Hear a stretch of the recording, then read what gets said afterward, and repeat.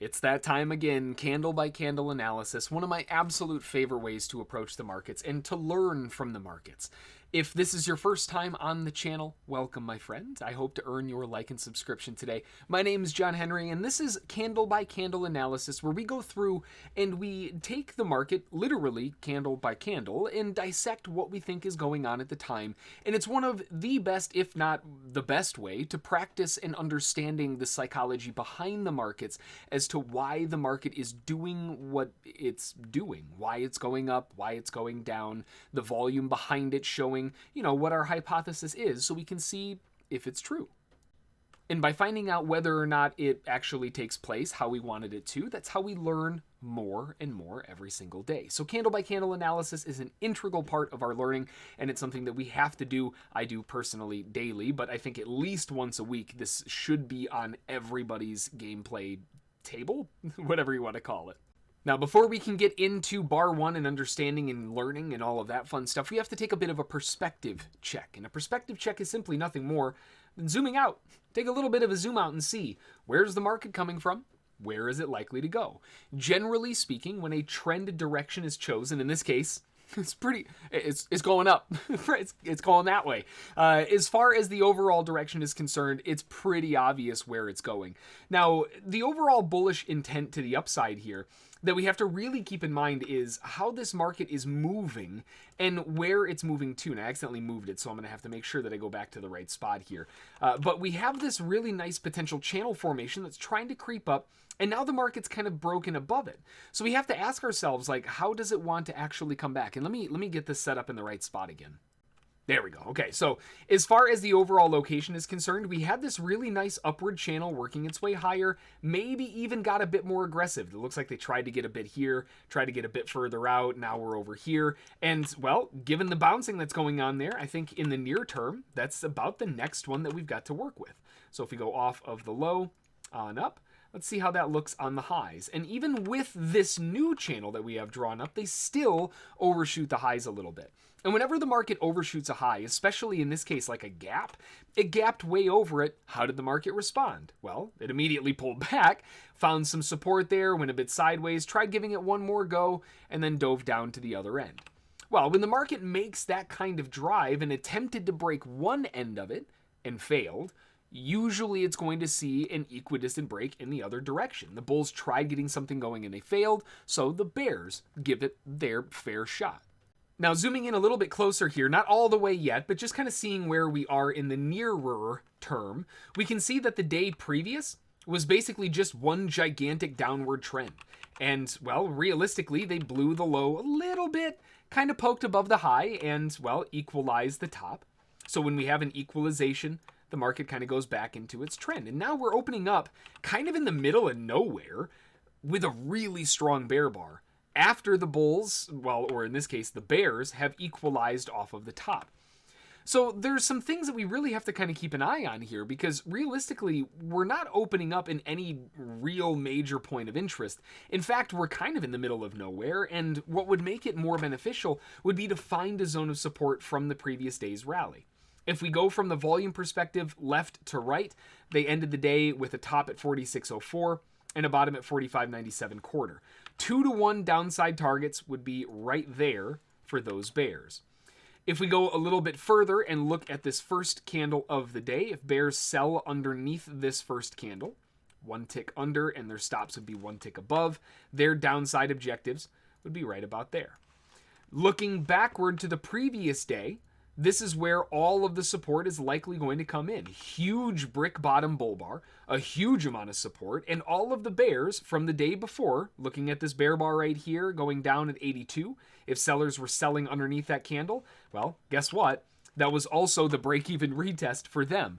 There's a huge amount of transitional phasing going on before this monster rip to the upside, which kind of adds a bit of bullish context, just not here. It's a really strong bear bar, but all the buyers want to buy down here, not way up here. We're going to have to wait a bit.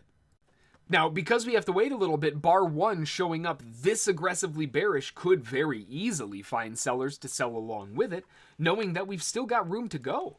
So if sellers are going to sell with a stop above and an entry below, that puts downside targets. We already talked about that first purple line there. And that's going to be likely the downward objective that sellers are going to look for to try to get a continuation.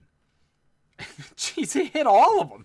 Really? Okay. So we have a big drive to the downside. It blows through everything, hits all of the levels of support, and puts in a monster wick on the low. To be fair, if bears sold bar one, they had to have gotten a scalp. They had to have gotten a 1-to-1. It was a really nice move down. But once it hit that low, holy cow, that thing just stopped dead in its tracks. Now, with that amount of support coming in off the lows, we have to ask ourselves, are the bears done? I mean, the sellers who sold bar one, they had to have gotten targets on the way down. How could they not have? That's easily the same size as bar one, so 1-to-1s, half-to-1s. The only traders who wouldn't have gotten something would be swing traders. Everybody else has been treated pretty well, all things considered. The earlier bears who got stuck from the day before, they were allowed out. Kind of a pretty obvious bouncing point, but a very drastic bounce at that zone. This is tough to want to be a buyer. Buying above this bear bar, I mean, yeah, might as well be a bull bar, and it's coming off of support, but it's the first turning point, and a lot of times the market doesn't do that right out of the gates. The probability of bar one coming back up through the highs is roughly 80% in the long term, meaning that because we broke the low first, it's likely that by the end of the day, at some point during the day, we should go above that candle's high. We don't know when. Could be from down here. Could be 7 miles further down. It might not come back today, that 20% alternative. But 80% of the time, the first bar is not the high of day or the low of day. It's none of them. So, I mean, it's hard to disagree with the bulls. They have an argument. But buying above a candle like that, that's tough. I mean, if anything, I'd rather try to buy a deeper dip. It would make a lot more sense to find buyers wanting to get better pricing, especially in the face of all of this bearish momentum. We get another bear bar, and interestingly here, we also see sellers above the previous bear bar's high, something that we talk about a lot as well. The only reason I'm not a huge fan of the bear bar press here is simply the fact that we have the test of the low of that previous candle's base. That's where all the support is. That's where all the buyers are getting, well, all the buyers are coming in, or in this case, sellers exiting at break even. New buyers coming in off the dip on that pink line of structural support. There's a lot of stuff going on down there. So selling with a continuation, it would make sense that they don't want to sell low. Makes a lot more sense that they'd want to sell above a previous candle. Okay, fair enough. All things considered, we still have a relatively strong gap down. The bears are trying to push, but there's no conviction through any of this support zone. They still, on this candle too, can't close underneath it. With all of those failures, we still have to ask ourselves, are bulls down here? What's going on, right? Are buyers trying to get in on this move? This is an absolutely horrendous bear bar. Couldn't even close above the highest point. So realistically, bears are going to be in a very bad spot. It's a terrible entry for bears. That means that it's a good spot for bulls. So in terms of a zone of interest, that offers up a very nice zone where if the sellers try to take this lower from 82.25, bulls will be able to put their stops under even this previous swing down here, but we could even extend it lower just to play it safe, put it underneath the major low and look for a scalper's target first, and look for the bulls to try to rotate off of that. Effectively, it's a bad bear bar signal trap, and bulls can use that to their advantage to try to rotate the market back up. All in one bar. The volatility on the S&P is ridiculous. So they do end up trapping underneath the low, and after that trap took place, popped right back up into the target area and went screaming up. Now, we did close directly on top of that 0.5-to-1 target. That doesn't necessarily mean that it can't go further, but that does mean that, well, bulls, they're taking profit and they're kind of tripping over themselves. They're causing their own problem. The next objective is going to be the 1-to-1 risk reward, and that's going to be at 45.90. Coincidentally, back at the high of the wedge, back at the high of the channel. All of that zone lines up. That would be the next objective for the bulls to try to take this further. And there it is. Look at the rejection off the top. Holy cow. Now, technically speaking, we did not break a new high. So that 80% probability that we were just talking about a little while ago, that still holds true. We still have not broken the high. But look at everything that took place here. First off, they hit the 1-to-1 target. Let's just get that off the screen for a minute. Once they hit the 1-to-1 target, the market immediately rejected back down, but they still couldn't close under the support. The support bulls are still propping the market back up. And look at this bear bar. The same thing that happened over here. Once again, if the bears try to come in, that's going to be their zone of support. And the risk is even small. It's basically the same. Same entries, everything. That's going to be the spot where bulls will want to come back in again. This is a pretty strong bear bar. They did just miss the highs. And if this was a stronger body, I might not necessarily want to go long. But because of that weakness, because of the close back up and everything else going on, it makes a lot of sense that bulls are going to want to try to pick up underneath this last bear bar, and look for a continuation back up here as well. Well, I was going to say it looked really good, but it actually didn't come down and fill the entry. So they never went below the bear bar to trigger in the longs. So the longs kind of got skipped a little bit there. That's something to kind of note, I suppose. It depends on what goes on. The issue here is kind of the same thing here, like selling all the way down directly into support. It seems like a bad idea. How about buying directly into resistance? No, that doesn't seem like a good idea either. It seems like another really bad idea.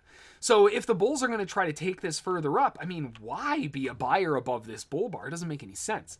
What bulls would rather see is a strong breakout bull bar and then try to buy the pullback after that. Effectively, that means that I can't be a buyer up here. If I'm feeling aggressive, we could sell here, but the stops would either be here or way the heck up here. So you got to be comfortable with some risk if you're going to be looking for shorts into that bull bar, and the bulls might be able to step up, possibly even to the POC. It just makes more sense that if sellers are going to sell, they're going to sell at a higher price. Just kidding. Holy cow. Okay, so as far as the bulls getting triggered in, they didn't. Ginormous bear bar to the downside. Now, as far as this bear bar is concerned, one thing that stands out pretty obviously, there's no candle gapping. There's none of that. We still haven't broken the high of day, so technically that 80% is still there. But, look at this bear bar. If the bulls were in, and chances are they were, they're not feeling good at all. This is a huge reversal down. One area right there, this bull bar on bar, what is that, 4? The 4th candle in? Longs would have been long at 88.25. And if they got dumpstered all the way down, and let's just play a theoretics game real quick and say that they bought 1-to-1, meaning they were long one contract here and bought another contract underneath the low, that would give them an average to get out at break even right there. That is their break even. Whoop, don't delete the candles. That is their break even point to try to exit this trade. And that's going to be the zone that we kind of want to keep our eyes on in terms of resistance. All the sellers have the ability to push in there. They can put their risk just above this bear bar's high because really that is the barrier. And even with a target, scalpers have targets inside support. Even if it wants to hold that previous bull bar's support, it doesn't matter. It's still going to find a target inside of that. It's a really, really nice spot. Going a little bit further, we've got a nice pullback up, not quite into the entry point yet. Weak bull bar, finding some resistance underneath this low. Not really proving much. I mean, the top of the bear bar, the bottom of the bear bar, we haven't even challenged either end of it. It's just kind of an inside bull bar. That said, there will be sellers looking to sell above this bull bar's high. It's a bit troublesome because we're already waiting for a slightly better entry point up here, and it would make more sense for the higher up entry point because that's the break even of the earlier longs who got stuck. Right? I mean, there's so much more reason to wait for this higher area than to want to sell directly above this bull bar. Not saying that sellers won't, but it would make more sense to see them go just a little bit further up. Okay, now we have a bull engulfing candle. That doesn't exactly give me the warm fuzzies. I still think sellers will want to sell, and this definitely confirms that sellers aren't going to want to sell above the bull bar. They're going to want to sell a little bit further up. And even then, they might want to be cautious. A bull engulfing candle makes it very challenging. The only caveat we have to that is that the earlier bulls are still stuck. And the fact that they're still stuck adds fuel to the fire for that break even to kind of push back down if they get the pop. To the tick. Right off of that point, rejected right back down. Now, here's a little bit of a caveat to kind of take note of here. We have the rejection to the tick off the break-even point. If they were using a market, if touched order, they would have been filled. Otherwise, they didn't get anything. And now it rolls all the way back down, but with a monstrously weak bear bar, unable to even close underneath the previous lows. That's a bit of a challenge. If the buyers were buying in above this bull bar, that's fine. But there's some things that are saying, hey, you might want to be a little bit careful, and that kind of adds some fuel to the fire as well. I don't know. I know my luck. I would not have been filled there if I had a limit order. No way. So with that mindset in play, a lot of sellers are going to be looking at this bull bar, which originally got the buyers in, that tried sweeping them in back to the upside only to punch right into that break-even point. Now they can push back and get out at break-even. That's a really nice secondary opportunity area where they can try to press back down on buyers exiting. And there's the bulls exiting. It actually went further than the scalp, but the buyers came back up. They allowed the earlier nervous bulls, and I can't blame them for being nervous. Look at that bear bar. They got out at break even, allows the market to roll right back down. Got the scalp targets right back down to S1, and looking pretty good for a bear follow through if they can keep this thing going. Let's get rid of some of these drawings here to clean this up. I do not want to lose track of this previous support, though. Bears are trying to churn this lower. They just have to break a new low to keep it going.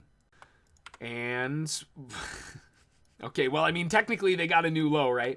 This is like Murphy's Law at its finest. They got a new low, but with that new low, it seems kind of like a Goldman sack, right? A little bit of a sack trap. They push underneath the low, they tap out the stops, immediately reverses right back up. It's kind of problematic the way that that's setting up. It's an incredibly bullish bar. So, I mean, at the very least, although I would have loved for them to close above this previous horizontal support, there's a lot of emphasis stating that the bulls might want to try to at least get this going for a scalp. It's a challenging scalp to want to buy above the candle's high because it did not close above that. So I want to see if they can go up above and then pull back and get a slightly better entry point. It doesn't have to be crazy, but just something to offset the risk a little bit. If we were to get in with a stop underneath the low, we would have to find an entry point back at, let's see here, right around 45.81 would get the target inside the swing. So that's about the earliest 45.81 where scalpers can effectively still come in and try to push the market up while keeping their risk still in check. Man, they use that like a launching pad. Gone right off into the ceiling, right back up. Huge bullish reversal continuation. Buyers obviously bought the dip. Continuation rip back to the upside. We're getting close to the top of this bear bar, and the top of that bear bar is a big brick wall of potential resistance. Just like the bottom was support, the top is also assumed to be resistance. If sellers are going to sell off of that zone, they have a couple different things that they can work with. In terms of risk, I mean, putting a stop just above the highs, it's a really small stop. They do have, likely a really high probability given the volatility that we're seeing, or they have the stop placement above the highs. And the stop placement above the highs, the thing with it is that it puts the target back underneath that support zone, and I don't like that. I would much rather see sellers, if they're going to try to get a better price, actually a little bit further. Come on now, a little further. There we go. Put the stop above the high. Now, the reason I'm putting it there is because an entry point here means a target back to here. Now, why there? Why does that matter? This is where the bulls came in and bought before. So the sellers can effectively get out where the buyers would be assumably rebuying in and defending their earlier positions. It's a safe exit location for the sellers to try to rotate back down again. Of course, there is always the alternative of just looking for a scalp back off of that move, but realistically, given how big of a stop up this move is, they might just have to use actual risk depending on how far up it goes. I could really to the tick. Okay, so as far as the zones of resistance, man alive, these algos are ridiculous. That's the zone of resistance. The market pushes right back off of it. We see and test and right to the target. I mean, you can't make this stuff up. This is ridiculous. This is starting to go into the lunchtime session. Let's see how this wanted to play out. We start pushing back down off that zone of resistance. Sellers starting to hold back off of it. Notice them having a hard time closing back above that purple line. More follow through, probably to back down to the lows. There's the lows. Now we have to prove, can they break underneath the low? And actually, that's where we are right now. They rotated up, and now they're trying to churn back down again. So we've actually got an attempted breakdown going on here, but just unbelievable back and forth transition there. That is exactly why we always go over candle by candle analysis, and why I talk about it in such a high regard is such an important aspect of our learning, because you'd never see those zones if you weren't paying attention to it. That's going to do it for this one. I hope you found this useful, interesting, and if you have any questions or anything like that, topics for new videos or anything, drop them in the comments. You know I always love hearing from you all. Until the next one though, thanks for watching, enjoy, rest up, stay safe out there, and we'll see you in the next. Thanks.